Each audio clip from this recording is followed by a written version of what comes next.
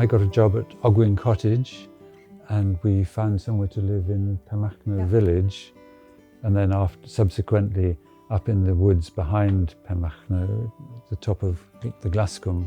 Penmachno had, I think, 5 or 6 shops then. There was a basket maker, there was a post office which sold general stores, there was another general store, there was a person who sold haberdashery, wool and that sort of thing, and there was a bank. There were 2 pubs and there's only 1 pub now. Every village needs a pub, a shop and a school, I think, to make it a kind of rounded village. Community, yes.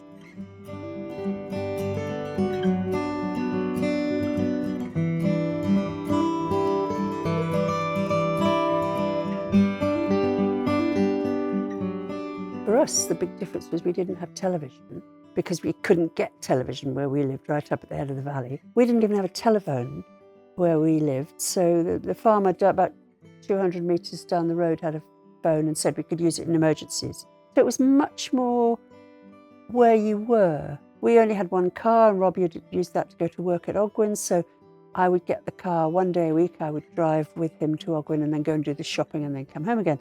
So everything happened where you were. We had 3 kids under 5 at one time, and I don't remember taking them to so much stuff. People are all taxi drivers nowadays, aren't they? They're always driving their kids from one place to another and one activity to another. Mostly we walked or bicycled and we worked with neighbouring people.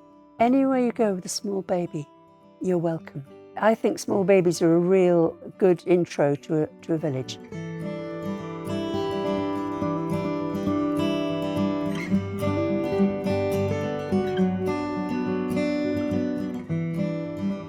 When we first came to Penmachno, I can remember going for a walk somewhere up above Dolgarrog, I think, or up above Trefrw, on the side of the Carneddau, where there are little fields and old farms. And I remember that they were stooking oats. You cut it with a scythe or a cutter. They would use like a hay cutter in those days. And then you gather it up into a bundle, and then they would put them all together like in a sort of pyramid where they would dry for a while.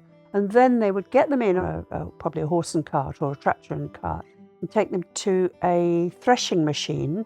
So they were still doing that in the early 70s up above the Carneddau, long after everybody in the lowlands was using combine harvesters.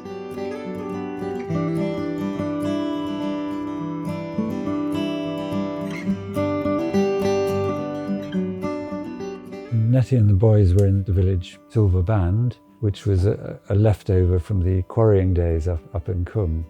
Yes, somebody found a whole cupboard full of brass instruments, and they said silver instruments, brass band instruments, you know. And there was a notice on the notice board that said, if you want to come and play in a band, even if you've never done it before, come along. And so you kind of walked in the door and got handed a tenor horn or a trumpet or something. Take it home and see if you can make a noise on it. And that it went on from there. And there is still a band in the village in Penmachno. Those sorts of things were good. They brought people together.